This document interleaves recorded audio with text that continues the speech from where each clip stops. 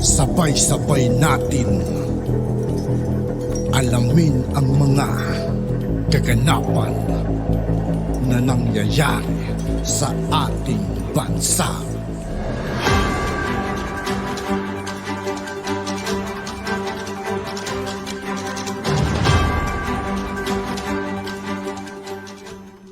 Yo, what's up mga kaibigan? This is I2K po again.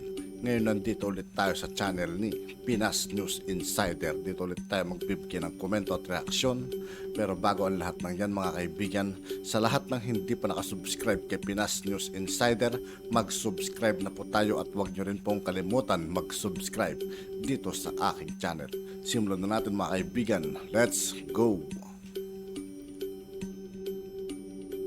Ang balita ngayon, viral ngayon sa mundo ng social media. Ang di umano'y balitang matapos tila gawing VIP ang aktres na si Maricel Soriano sa pagdinig sa Senado. Senator Ruben Padilla huling kinuyog ng taong bayan at Kong Marcoleta mag-iimbestiga na. Pero bago ang lahat, kung bago ka pa lamang sa aming channel, please huwag kalimutang mag-like, subscribe at i-click ang notification bell para mas maging updated ka palalo sa lahat pa ng bagong video na i-upload namin. At eto na nga mga kababayan, matapos maimbestigahan sa Senado ang PDEA League na nagdadawit di umano sa pangalan ni Pangulong Bongbong Marcos at aktres na si Maricel Soriano, na ayon di umano sa ating mga kababayan ay binigyan ng special treatment ng senador na si Ruben Padilla dahil sa halip na malaman raw ang buong katotohanan patungkol sa pagkakadawit ng kanyang pangalan, ay mistulang parang drama na lamang di umano ang pagharap ng aktres na si Maricel Soriano sa pagdinig sa Senado. Pakiwari ng ilan, wala na naman itong patutunguhan sa ginagawang imbestigasyon ngayon ng Senado patungkol sa drug haul at PDEA Leaks. Kaya suhestyon ng taong bayan, panahon na di umano para imbestigahan na rin ni Kong Marcoleta at ng Kongreso ang di umano'y controversial na pinakamalaking drug haul na nangyari sa Pilipinas sa panahon ng Administrasyong Marcos. At dahil alam raw ng taong bayan ang kagalingan ni Kong Marcoleta sa pag-iimbestiga at ayon pa sa kanila, kaya nabudol tayo kasi ang hilig natin sa mga sikat na artista na kumandidato na wala namang alam sa konstitusyon. Dapat talaga may background na ng isang abogado katulad ni Marcoleta, Ari Roque, Sal Panelo at Vic Rodriguez. Nakaka-high blood pag makikinig ka sa hearing na ito. Daming pautot ng mga nagsasalita. Pinaikot-ikot lang ang mamamayan, tapos mapunta lang sa wala. Sayang lang pagsusumikap ni Bato dahil napalibutan siya ng mga dramatista. Ay naku Ruben Padilla, akala ko para ka sa mga taong bayan. Nagmukha kang abogado ni Maricel Soriano. Never again Ruben Padilla. Mas mabuting mga abogado ang magliti sa drug haul at PDEA Leaks. Mas may alam sa takbo ng konstitusyon natin. Katulad ni Kong Marcoleta, professional sa kanyang paglilingkod. Di katulad ni Senator Ruben na pag-artista ang resource person, halatang VIP agad. Imbis na malaman ng katotohanan na uuwi sa wala kasi puro pa konsuelo sa kapwa niya artista. Tingin ko walang mangyayari dyan sa Senate hearing ni Senator Bato. Sayang lang ang oras at budget dyan. Katulad ng pagharap ni Maricel, wala namang napala sa kanya. Hindi man lang tinanong ng mabuti kung totoong nagkasama sila ng BBM noon. Puros pabor sa kanya ang lahat ng tanong at parang pinoprotektahan siya ni Senator Ruben. Pag ganyan, mabuti siguro ang Kongreso at Kong Marcoleta ang mag-imbestiga niyan kasi yung resource person tila may koneksyon sa mga senator. Nagiging bias tuloy ang hearing. Wala na namang patutunguhan. Sayang ang oras at pera ng taong bayan. Dapat si Kong Marcoleta at Kong Akop magaling mag-imbestiga sa Kongreso. End quote. Si Robin Padilla, anong ginawa doon? Umupo lang. O, bakit walang sagot? Walang tanong. Walang interpellation. Si Bato lang ang nandoon. Kaya pasalamat pa rin tayo kay Bato. Litong-lito na si Bato. Litong-lito na. Giatay. Pero in fairness, okay, tignan natin. Mga palangga. Saan tayo papasok? Kay Maricel. Okay? Verbal ng diarrhea si takot lahat ng senador, sabi ni MC Adrian Bentolar. Oo nga, mga palangga. Okay, si Derek Torres, Maricel Soriano, reyna ng sinungaling. Okay, si Robin Padilla, suporta kay Terry. O si Abi ni Mang, tama, Jingoy, garaming galit na galit sa'yo. No, si Bongo, wala.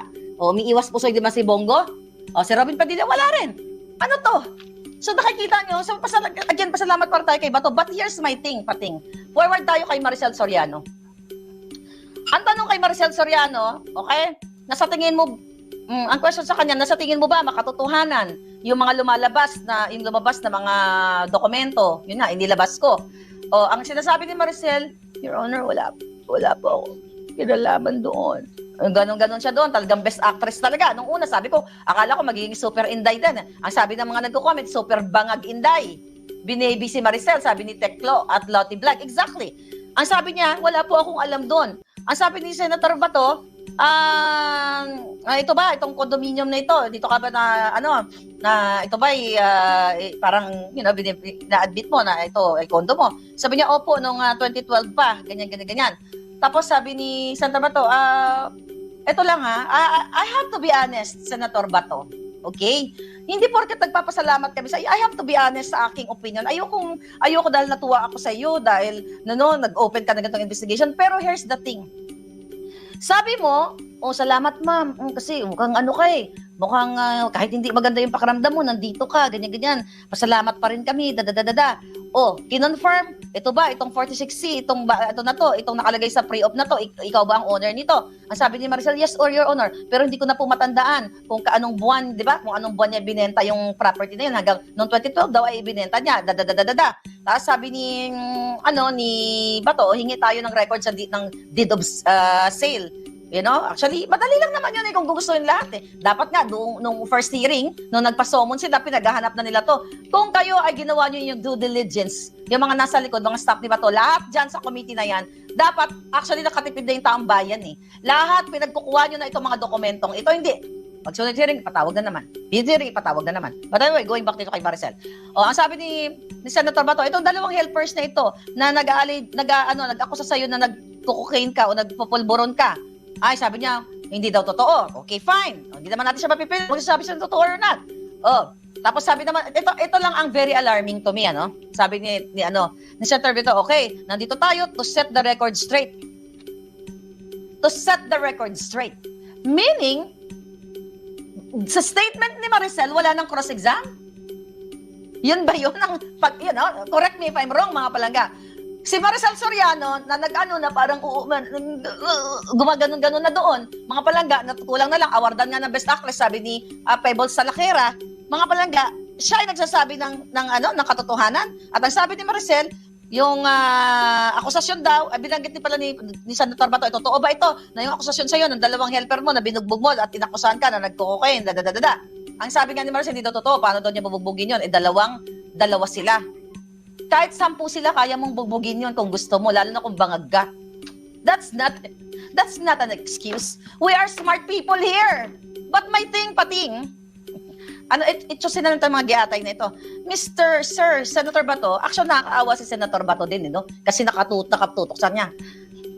Ang tamang questioning, kung ako ang nandoon, Miss Maricel Soriano, dahil sabi ni Senator Bato, naniniwala siya na unauthenticate niya na totoo itong pinalabas nating pre-op at authority to operate. Miss Maricel Soriano, nakalagay ka dito sa pre-op at authority to op kasama ni Marcos Jr. Parang ayaw niyang bagitin ng pangalan ni Bongbong Marcos, bangag. Putang ina. Okay, go. Ganun ang tanong ko. Kung ako doon, Senador, Miss Maricel Soriano, kilala mo ba ito si Bongbong Marcos, bangag. Di ba? Eto. Kasi, nung gabing yun, ng March 11, ayon dito kay Morales, ay re-raid sana kayo. Kaso lang naudlot at dahil pinigil ni Serapio, okay, sa utos ni Paquito Ochoa na dating executive secretary ni Noynoy, ayon dito kay gumamit ka allegedly kay Morales. Question, Maricel Soriano.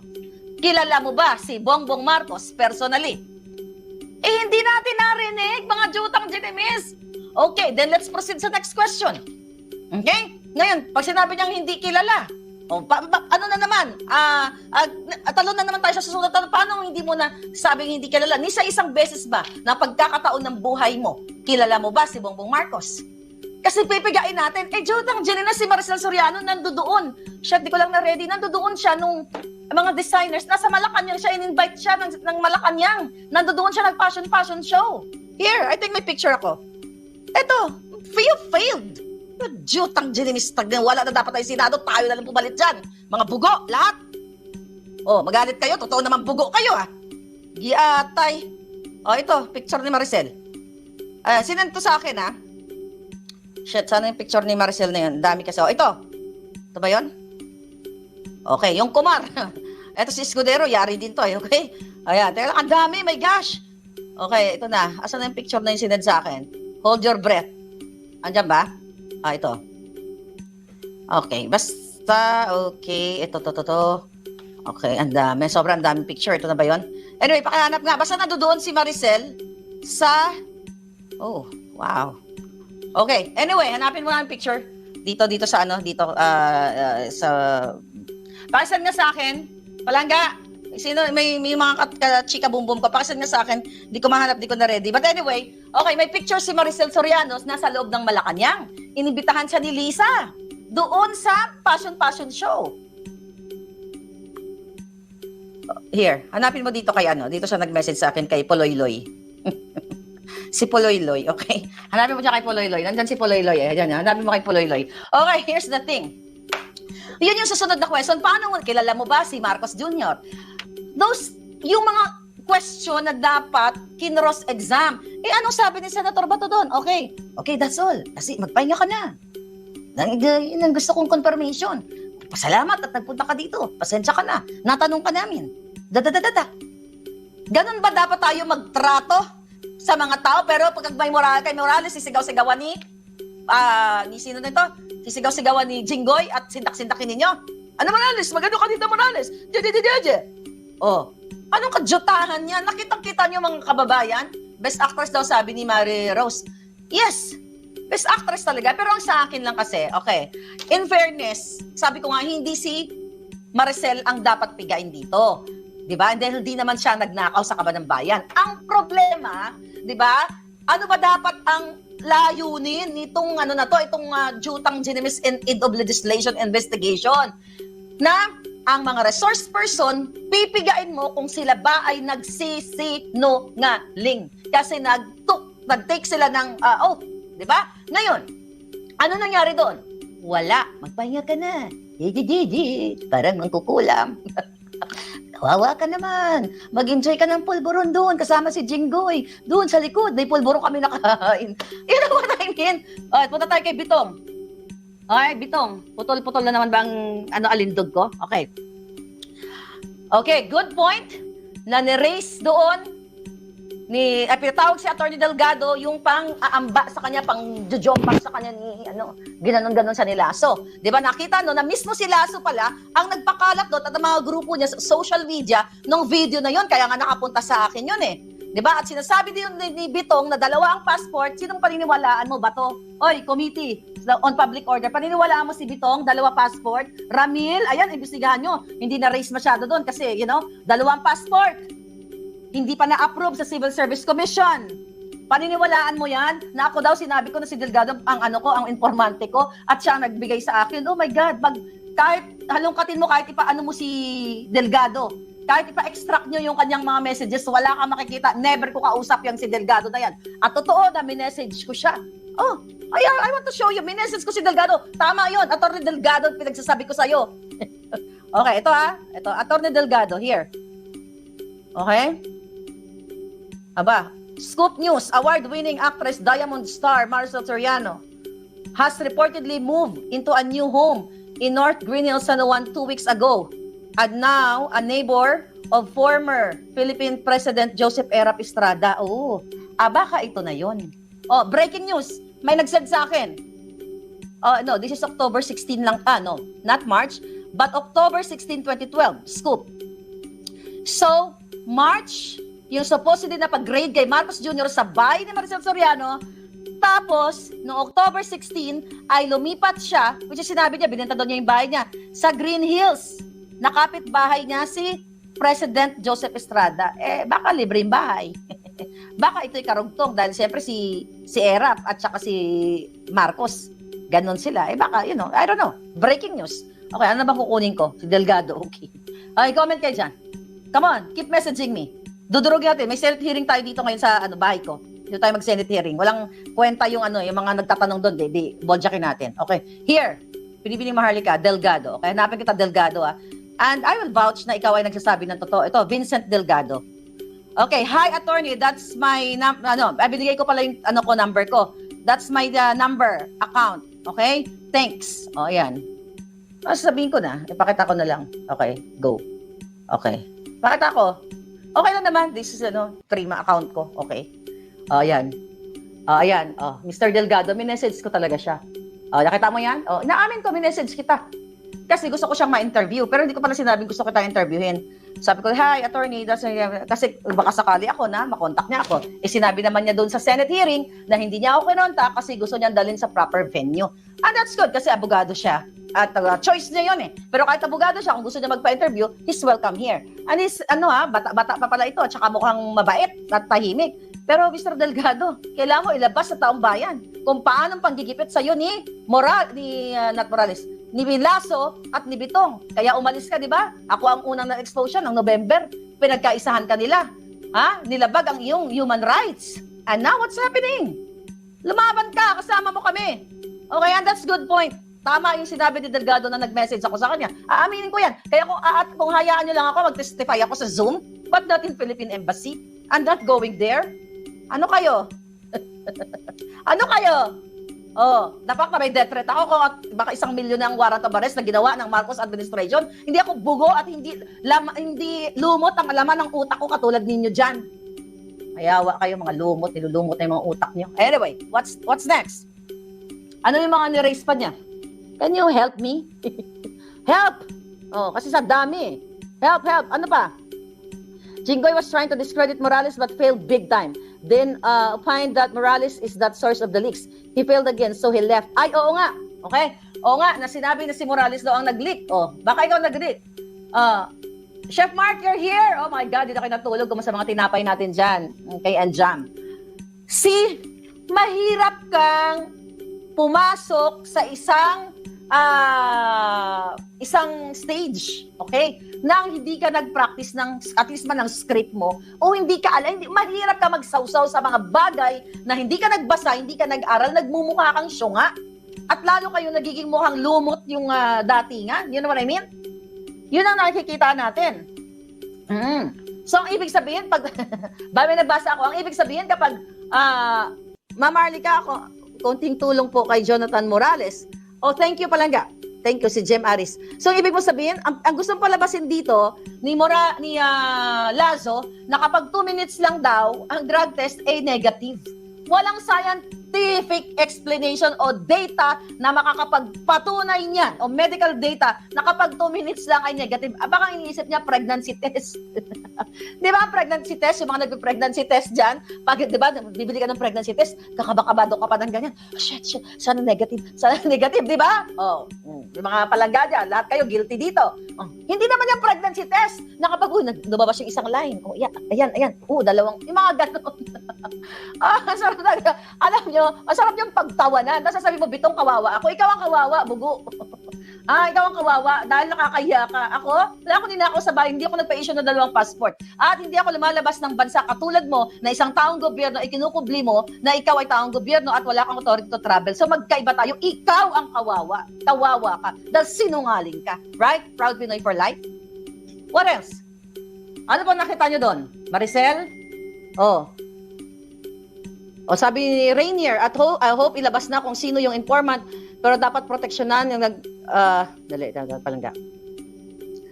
Okay, sabi ni Rainier, I hope na ilabas na niya kung sino ang informant, pero dapat proteksyon na nagtatanong like Bato at Jinggoy, like kung gusto nila malaman, di ba, at after that, sure, mawawala na ng informant ang mga police at mga agent kasi matatakot na lahat ng gusto maging, exactly, thanks Rainier. Kaya nga, yun ang isang point ni Morales na kung inyong igagarantiya ang kanyang immunity na kapag siya ay nagsalita tungkol sa kasarian, that's good point, Rainier, kasarian ng informante, magsasalita siya. Pero hindi niyo siya binigyan ng immunity to speak up. Nilansi-lansi mo lang, Jinggoy. Pero alam ko, ang informante, tangay na niyo. Huwag niyo akong tinatakot. Huwag niyo akong tiniteri-teri. Huwag niyo akong tiniteri-teri, ha? Tay kayo. Pag pinatawag niyo ako, pwede kong sabihin, pwede kong hindi. I invoke my right for self-incrimination. Mga ganyan. Ay, nako, giatay. Ano pa? Scripted naman lahat. Okay. Sabi ng bugo na isa, hanarapin niyo sila ng face-to-face. Palangga, hindi yan pang matalinong ganyan. Pang bugo yan, wag lumot yung utak. Harapin mo face-to-face. Tangin na, tinamnan ka na ng kaso, may death threat ka pa. Ano ka, Swiss Idal? Don't be like a lumot. May gulay. Confirm yung address ni Maricel, sabi ni Almerol Martinez. Exactly. Yun nga, confirm ang kanyang address. Ito, meron pa pala tanong doon si Jinkoy. Sino tong mga, mga 7 kababaihan na ito? Ay, itong 7 taong ito. Hindi nga niya alam kung sino yung 7 na binabanggit niya. Kaya nga, nag-intervene si Senator Bato. Ito ba yung 7 na kinaray-karay ni Lazo na pinapirma niya ng sworn statement na wala naman sa pinangyarihan? O ito yung 7 na nasa pre-open authority? Yun yung sinasabi natin. Before you open your mouth, you should know kung anong, oh my God, ano tong 7 na to? 7 bibe? 7 aso? 7 kalabaw? 7 bangag? Pwede rin ganun. Di ba? Sabi ni Palangga, sinigawan. Sabi ni Palangga, no, I don't waste my time with negative comments. Mga Palangga, don't worry about that. I am stronger than ever. Thank you. Sabi ni Bato, okay, di raw, shit, sorry Palangga, nawawala yung mga mensahe nyo, giatay, daghan kasi, sorry. Okay, 25,000, oh my God, 28,000 live viewers across social media, thank you. Correct man naman about the confidential informant. Sabi ni Palangga, baka daw yung sinasabi ni Lazo na 2 minutes, hindi drug test, pregnancy test. Exactly yun nga yung point ko. Hindi drug test, pregnancy test. Kasi totoo yun. Ang pregnancy test, mga 2 to 3 minutes. Pero actually, wala pa 2 minuto eh. Iihi ka ng bonggang-bongga, tapos papatak mo ng ganyan. Negative, Lord, negative. Ayoko mabuntis, nag-aaral pa ako. Diba? Makinig kayo, eksperyensya ko yan. Yan ang totoo. Nag-pregnancy test ako, yung dasal ko abot hanggang langit. Lord, nung sa loob ako mabuntis, nag-aaral pa po ako. Ay, tangin na positive. Kaya nagka-junakis ako na maaga. Yun ang gusto ni Lord. So I'm just telling you that yun ay pregnancy test. BBM resign now. Okay, sabi ni Palangga. Magtigil-tigil nga kayo. COVID test daw. Yeah. Yung ano din, yung no, I just want to use pregnancy test, Palangga. You know what I mean. Alright? Ano pa? Ano pang mga mga drama? Pinoy ako. Territory lift, okay? So ano pa yung mga sinasabi nila dito? Wait. I have here. Okay? May mga sinulat ako. Diyan lang kayo. Hold your horses, mga darling.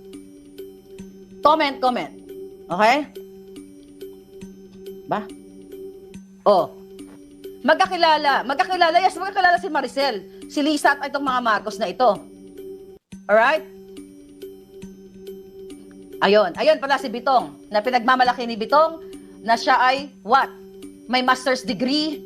Hindi daw totoo na siya ay hindi, ang sinasabi niya parang bakit naman daw siya hindi tatanggapin or hindi ma-approve yung kanyang appointment sa Civil Service Commission kasi daw siya ay may master's degree. Master's degree, so ibig sabihin, pag may master's degree ka, talagang na yun, garantiya na yun na makapasa ka sa civil service eligibility mo? Julul. Dito ko na lang wag dito. Julul. Lumot. Diba? Ipatawag ngayon ang Civil Service Commission.